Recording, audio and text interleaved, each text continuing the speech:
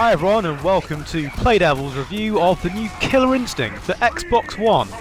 It's been a really long time since we've seen a Killer Instinct game, and with original developers Rare out of the picture and Double Helix handling development issues, is this title even worth picking up when it's available for free? It's certainly a title that's garnered a great deal of suspicion from both fans and gamers alike ever since it was announced, so here's hoping that Microsoft's big experiment isn't a total dud. Now, unusually for a fighting game, there's no story available day one. Developers Double Helix are waiting for the other Season 1 characters to launch at least before adding in your traditional arcade mode. Now, this is a pretty disappointing state of affairs for day one, but at the same time, pretty understandable given the limited launch roster. But at the same time, Killer Instinct's never been particularly fondly remembered by the fighting game fraternity for the actual gameplay, despite the stupidly over-the-top combos and incredible voice announcer. Despite the same ethos, somehow this reboot makes everything better. Part of this is the almost instant accessibility, thanks to the relatively simple moves and a certain generosity in the input range the controller will accept. I think also the new Xbox One's improved D-pad really helps in this regard too.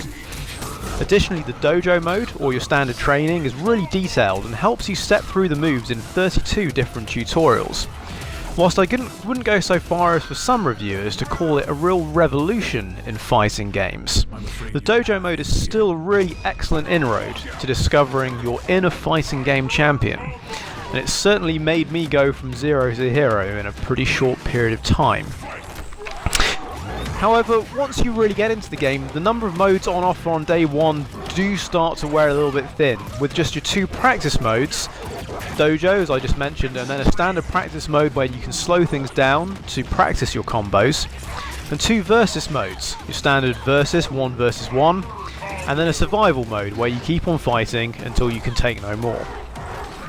The game does still feel tight and well balanced though. The AI is tough but fair, and the difficulty levels are well thought out, providing a balanced experience for you no matter what your skill level is.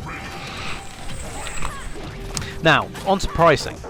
Whilst the Ultra Pack at £30 seems poor value from just some extra skins and a port of the original, the Combo Breaker pack at $15.99 seems like a pretty fair price point considering you'll also get the 2 additional characters over the next couple of months, in addition to the 6 you get at launch, and the ability by unlocking titles to purchase just about anything else in the game.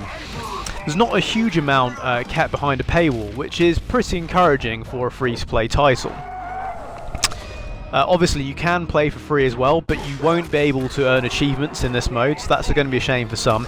But there's individual characters available as well at £3.49. So I think there's a price point here that should be satisfying for just about everyone, especially considering how solid the actual gameplay is. Now, onto the graphics and sound.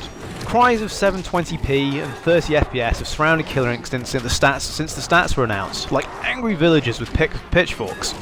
Personally, I care more about gameplay experience and overall visual fidelity, and in those regards, Killer Instinct really delivers in spades and looks far superior to videos I've seen of, say, Injustice running in 1080p on the PS4. Character models look and animate really superbly, and the combo moves have all kinds of vivid special effects, screen blurs, and the levels are just full of life as well. The game probably isn't such a system seller in terms of the visuals like Rise or Forza, but I think they're probably the only games that do a better job of showing off the raw power of the Visual 1. The audio is fantastic with a brilliant remix of the original theme, pumped out in brilliant uncompressed sound with guitars blazing. I genuinely just sat on the menu for ages to catch more of it. Now the multiplayer is a solid offering as well, with plenty of online modes, but just for 2 players, so there's no online lobbies. But I felt like I had every chance against a good opponent. Now in many ways, Killer Instinct's the most surprising launch game on X1. It looks great, it's got refined and accessible gameplay, and coupled with a host of ways to get into the game and a good sweet spot on pricing, it's really something you can't go wrong with. So it's an 8 out of 10 from us. Thanks for listening.